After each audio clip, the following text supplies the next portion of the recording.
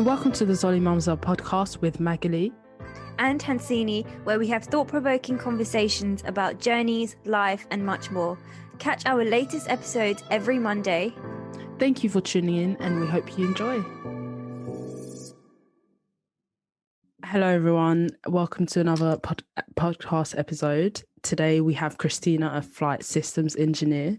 We're very happy to have her on the show today.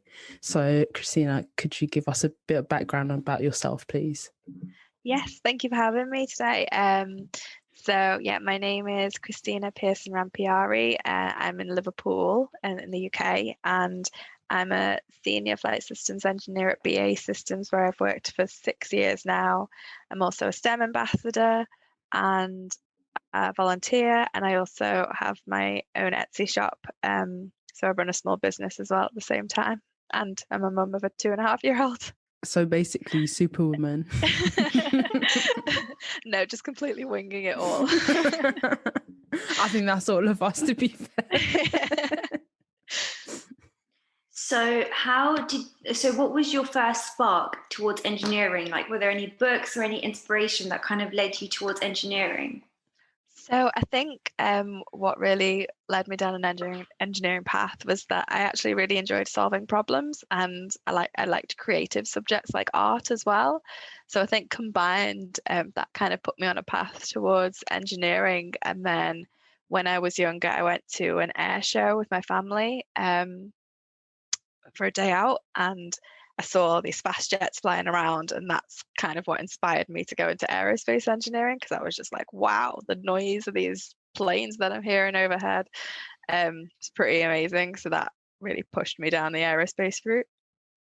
Okay, and so in our previous call, you kind of mentioned that you were heading towards a medical career, but then you decided to go towards engineering. What was your turning point, and how did you feel? Like, how did your parents react, and how did you deal with it going forward, really? Yeah, so my dad was a nurse and my mum's a pharmacist, so they were pushing the medical route. So I had to, one of my agreements for applying for an aerospace engineering degree was to also apply for a pharmacy degree, which I did get into, but I also got into my aerospace engineering degree, so I chose that route, and it did cause a bit of tension at the time, but like my parents say now, it's the best decision I ever made, so they're pretty happy that I chose my own path. That's good. How was your time at university in terms of an engineering degree? How did you manage and cope with that? Because I know from my friends who've gone to university, there aren't a lot of girls on the course. I don't know if that's the same now or that's the same everywhere, but was that your experience or something different? Yeah, unfortunately that was my experience. So I turned up at university and found out I was one of 2 women on my course. So of how many? Yeah. Oh, it must have been about 30, 40. Wow. So it was a bit different compared to school, where you're used to seeing a mix. But I think it was a hard degree, but what actually got me through it was the kind of support I had from all of my course mates. So we formed a little like revision groups, we helped each other study, we were there for each other, and it wasn't really about like, you're a girl, I'm a boy kind of thing. It was just, we want to help each other get through this degree. So it was actually a really supportive environment, and I didn't feel, although at first it was a shock, I didn't actually feel that difference later on. And how did you get into mentoring, especially like people from STEM backgrounds, or what was your inspiration to go into that? So I came back from work after maternity leave and got a mentor for myself for my professional registration application, and it really helped, and it was really good to have that kind of support, and also kind of helping me, because I'd been trying to do this for years and I'd put it off continuously, and it was helping me become accountable as well for, I said I'd answer these parts of the application for you so you can review them, so I will do it. So it helped with the accountability, and at the same time I became a STEM ambassador, and I thought I really want to help more. So I started looking into becoming a mentor. I started mentoring for the Girls Network, which is a charity. And then I started mentoring in the summer for the STEMette Society as well. So that's young girls who are interested in STEM careers. So yeah, I found it really helpful. And actually, I learned a lot from my mentees more than anything, because I'm so inspired by them. So it's a really great experience. So are they girls who are currently in school, or, just starting into their profession? Yeah, girls in school. Okay. Oh, that's really nice. Do you notice any difference from like their perspective? Because you just mentioned, they inspire you. Is it their drive, or their, this kind of desire to go into STEM? Like, do you notice anything different from maybe, let's say, your cohort of women going into STEM? Definitely the drive, because when I compare myself to how I was at their age, I didn't have the confidence to, first of all, reach out and find join a mentoring scheme, actually look at how I can improve myself and gain these networking, interviewing skills and things like we've had sessions on. Is just really great to see that they're looking to improve themselves now, whereas I didn't really reach out. I think because of my confidence issues I had when I was younger, I didn't want to put myself out there, and these young girls are putting themselves out there, and it's really great to see. Yeah. And it must be really great to be a part of that, in a way, like really helping them to curate those skills. Definitely, and I look forward to seeing their careers unfold and see the women they become. You sort of touched upon confidence there, and you've mentioned before that was something you struggled with, but then your turning point was sort of when you had your little boy. So yeah, tell us a bit about that, and like, what was it about him or that experience that piqued your confidence? Yeah, so before I had my little boy, I kind of went along, did university, kind of did my job, put my head down, wouldn't really, when you complete a project, just move on to the next one. I wouldn't really shout about things that I've done or anything like that. And then I had my little boy, and actually I realised that, if I can do this, if I can be a mum and completely out of no experience whatsoever, do all these things, and he's okay. And I was on leave for a year, and we had struggles like feeding and all these different things, which were completely new to me. But I managed to do it, and I thought, if I can do this, then I can put myself out there. I can do that career talk, or I can do that panel event, and then it just kind of grew into, I can do all this stuff, and I can nominate myself for an award, and turns out I win it. It's like, it just, every little thing I started doing just helped my confidence even more. Oh yeah, I can. Yeah. Yeah, I think that's I'm happy you talked about that, because I think as women, well, young women, like young females, I think sometimes we downplay our strengths and what we've accomplished. But I think that's the wrong thing to do. I think we should all sort of celebrate what our achievements and help each other to grow more. And no matter how big or small. Sorry, something I found really helpful for that is actually writing down everything that I've done, because actually it's there, and like I can see it for myself. Oh, I have actually done all these things, and it's not just in my mind that the imposter syndrome is like, no, you can't do this or you'll fail, and it's like, no, I've done things like this, I can do that too. So you briefly mentioned about the award. Tell us a bit about that. What was the process? What is this award about? And how did you nominate yourself or anything like that? Yeah, so it first started January last year, which seems like a lifetime ago now. So I got confirmation that I'd been accepted onto the Northern Power Future Women list. So that was a list of like 50 people who were making an impact in the community and change makers. So that was really something that I hadn't expected, and that really kickstarted my year of, what, I'm just going to go for it. Yeah. So yeah, and then in June, I think it was, or July, I won the Rising Star for Women in Defence, which was also amazing. So well done. So yeah, it was just to be amongst all of these women was amazing. So you've mentioned starting your own business and having your Etsy Mhm. shop. What motivated you to start your small business, and like, yeah, tell us about that. Yeah, I didn't really go into it to start a small business, really. It's quite weird how it all happened. So it was during lockdown, and I was like looking. I like pin badges, so I was looking on Etsy for some pin badges, and I couldn't see the one that I had in mind. So I kind of just thought maybe it was just lockdown at the time, but I thought maybe I can do this myself and get it made. And then I was like, right, so the minimum amount I can make is like 50 to 100. Okay, I'll try and like sell some.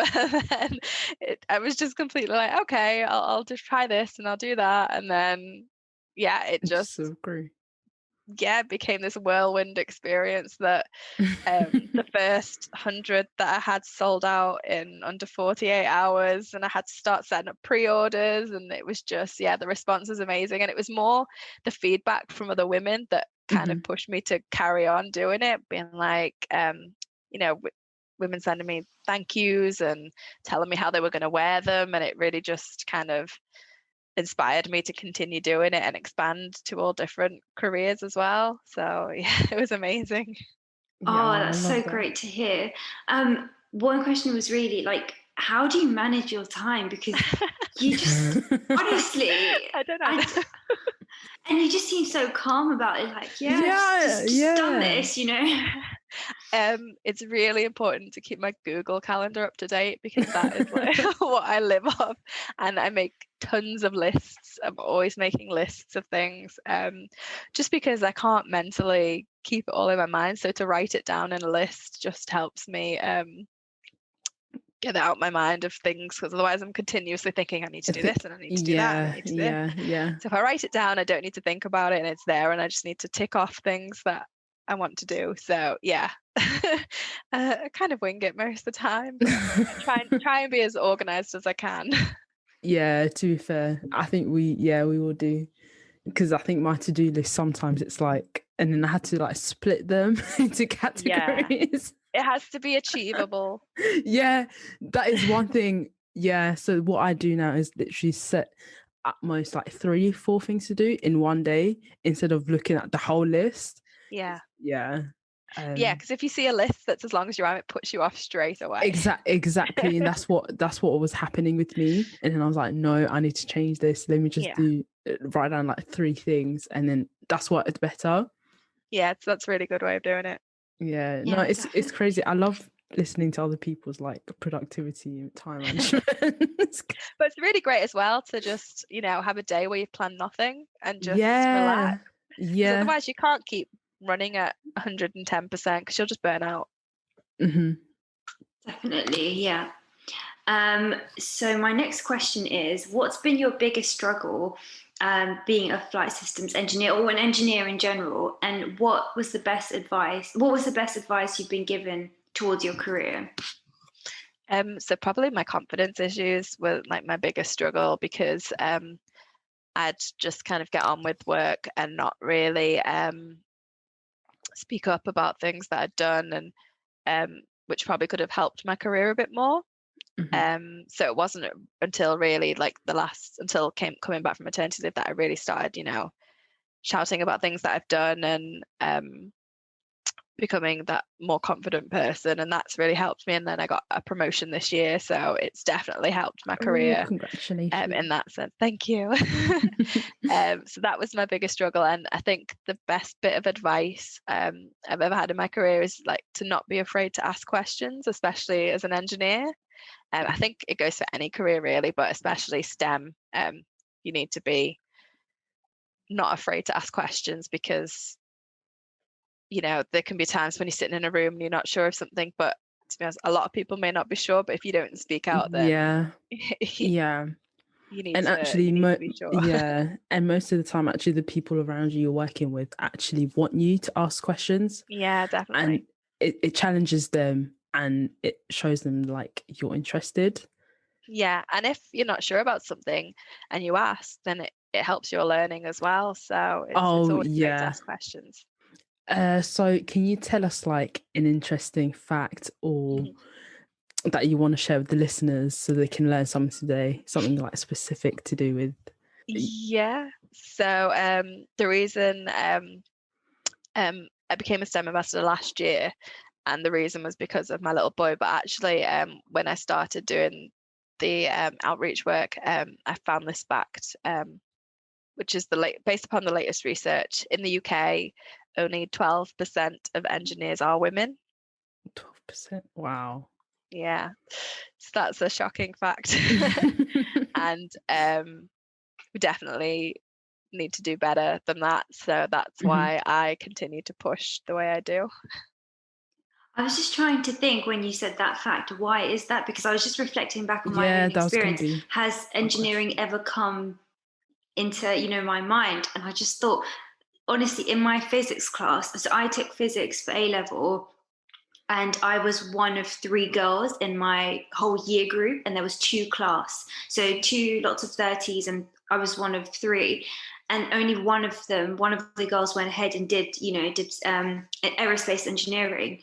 But I don't know what it is that, I don't know how girls just don't end up in STEM. Like it's very rare.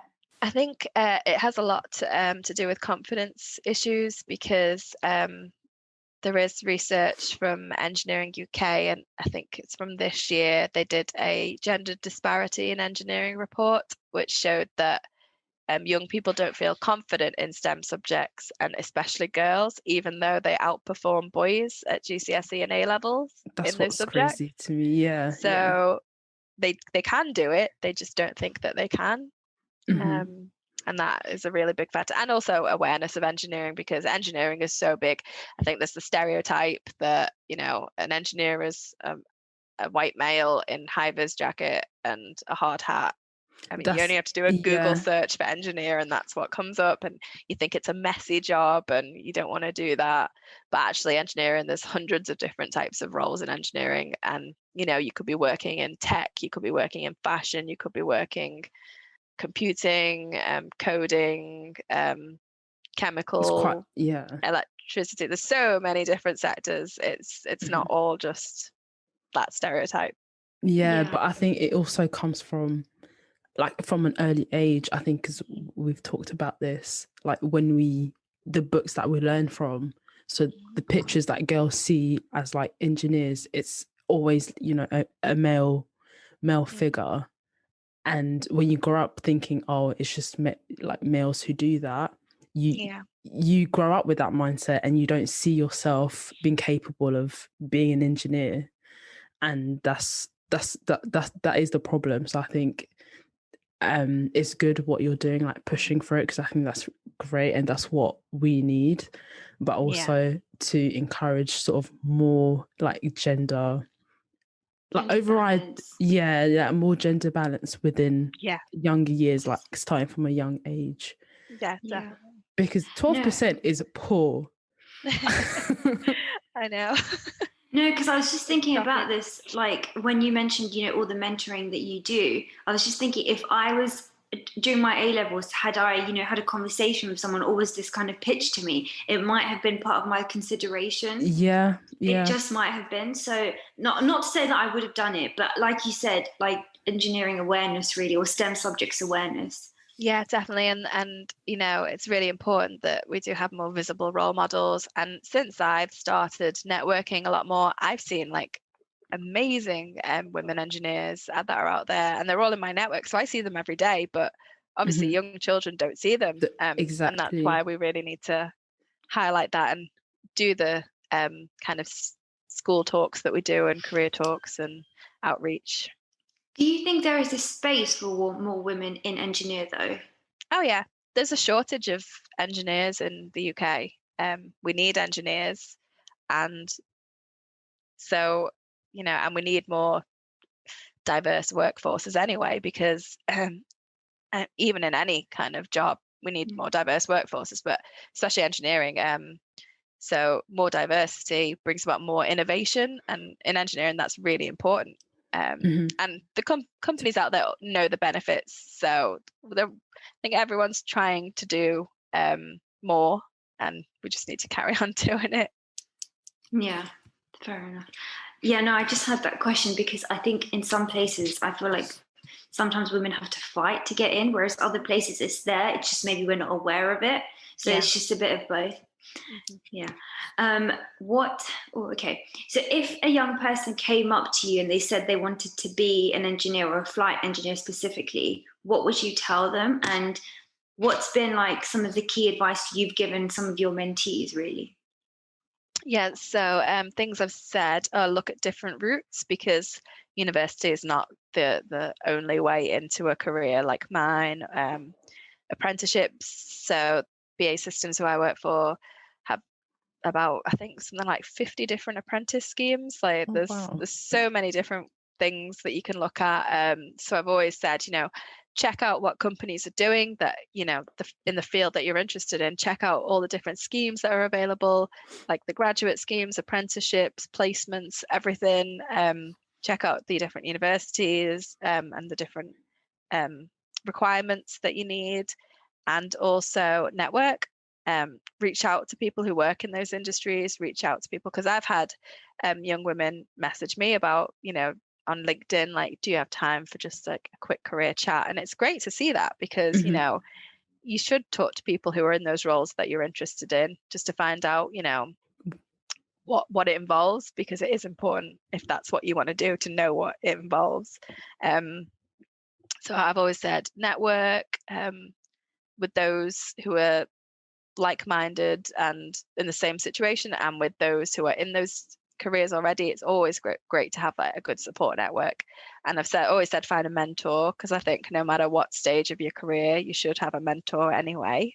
And that's something I've only found out really in the last few years, but it's really important to have someone who will be that guidance and support that you need to achieve your goals. And I've also said, don't be afraid to put yourself out there, because, speaking for just myself, it's really shown me how that can affect your career and change things for you. And as someone coming back from maternity leave, you don't expect to have this happen in your career, where you're suddenly doing a lot of things, becoming that visible role model, winning awards, becoming a chartered engineer, getting promoted. Like, you don't expect that after maternity leave. And I think it's because I've put myself out there more, that opportunities have led to further opportunities. So it's really important that you're open to opportunities. Yeah, definitely. I was like a handful of gold. yeah, I was literally just listening and like taking it in. I feel like I need to listen to this again. Yeah, fair enough. So I know you've got a lot going on right now, but what's some cool things you're currently working on? Maybe, for next year, what are some of your goals for next year? Yeah, so my current job project that I'm working on at BAE Systems is actually quite exciting. So it's called the Tempest project, and it is the next generation future fast jet. So the plan is for it to I think first flight around mid-2030s. So it doesn't exist yet. It's totally not out there yet. And we are my team is looking at new technologies that could go on this future fast jet. And that's super exciting, because it's, it's something that doesn't exist yet, but will. So yeah.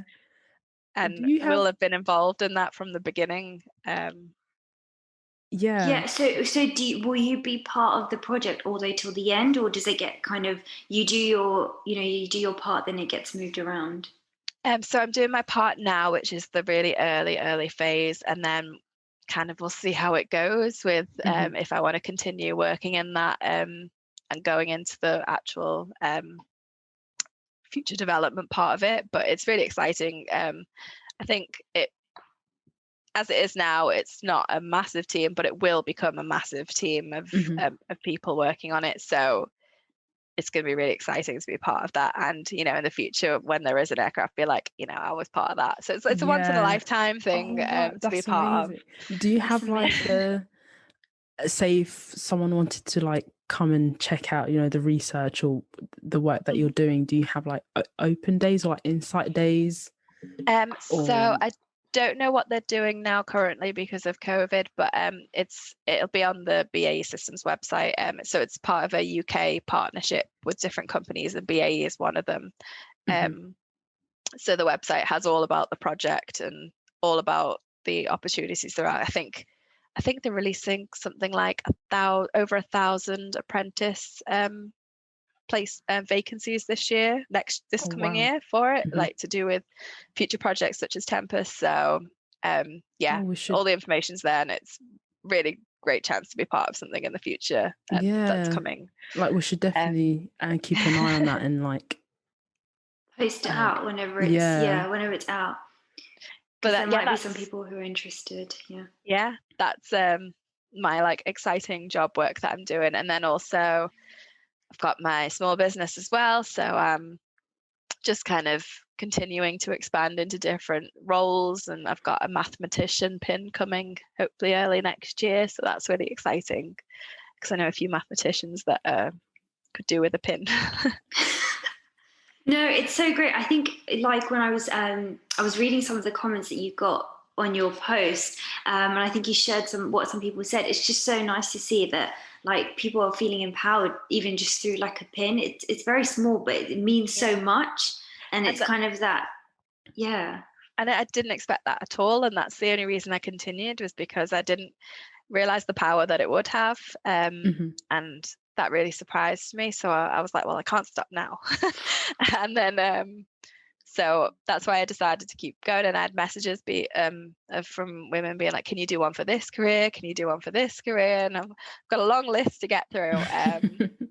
But that's why it's really important for me as well, because it's not my full-time job to give part of the money back to different charities that are working on increasing diversity in those careers. So it's really great to be able to give something back at the same time. How do you pick the charities? So I normally kind of reach out on Twitter to people in the careers, asking, does anyone, because I don't know, for example, with mathematics, I don't know charities that are working to increase diversity in STEM. So I reach out on Twitter, and I've had like a few responses to go through. So I normally then just like research them, read through what they're doing, and then just get in touch with one or two and then pick one. And I'm guessing you've been really busy this period for Christmas, because it's such a great gift to give to someone. Yeah, it's been really great though. I've managed to get some really great promo through like Red magazine and all these different avenues, which has been really great and supportive.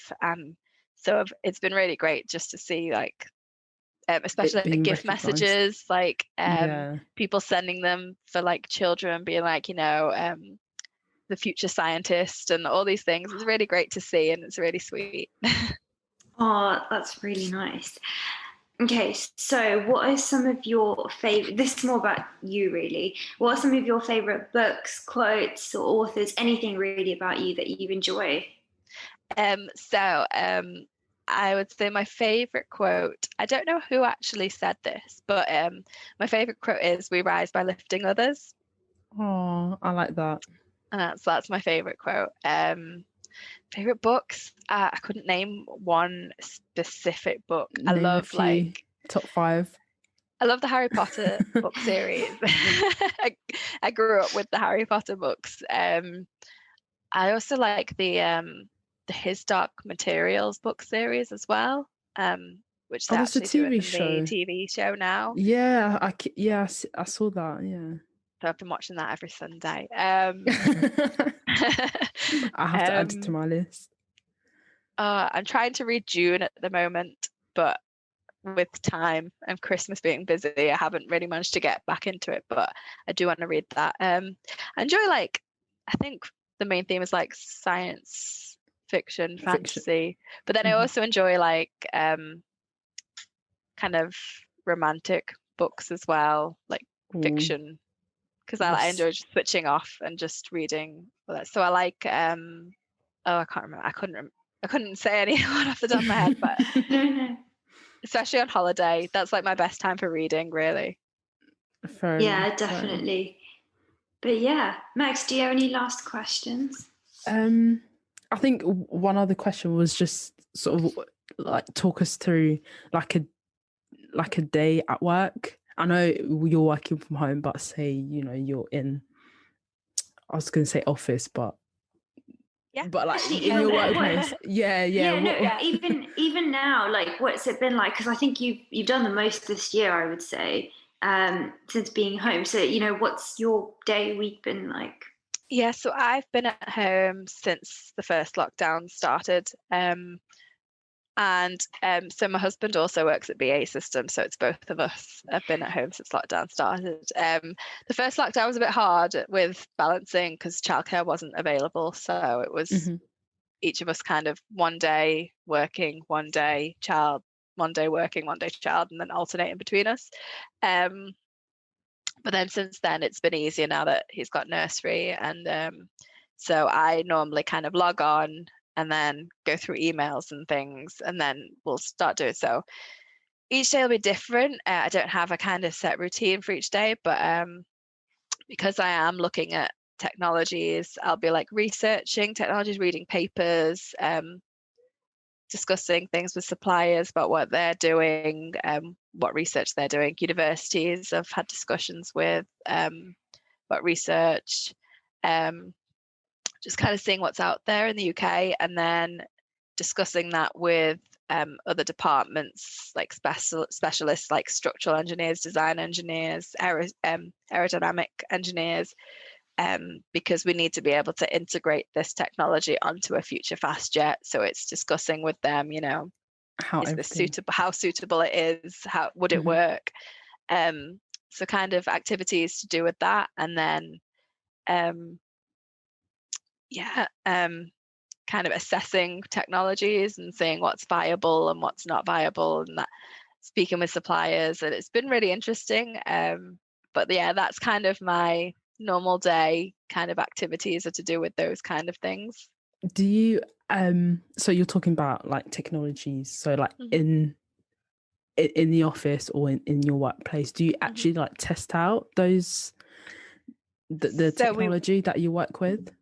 No, so when I have worked on previous programs or previous jets, we've had equipment that we can. So when we design equipment, we do then get equipment to test and then test it on the aircraft before we integrate it on there or install it onto the aircraft. So I guess the future will be then getting equipment to test, but we're still really early on, so we're not at that stage yet. But hopefully we will be able to start testing and things, you know, because we will need to test things before they go into a future jet. Yeah. Oh, that's just crazy, because I'm just thinking about like the different parts of a jet, and it's like you literally have to think about every little thing. Well, yeah, as a flight systems engineer, like the systems, I normally describe them as like the organs or muscles of an aircraft, which help it fly safely through its mission. And there, I've had the opportunity to work on like fuel system. Well, examples are like fuel systems, flight control systems, equipment that the pilot wears as a system, flight hydraulic system, landing gear system. There's so many different systems, and I've been involved in a few of them, and it's really great because I've worked 6 years, but worked on so many different things.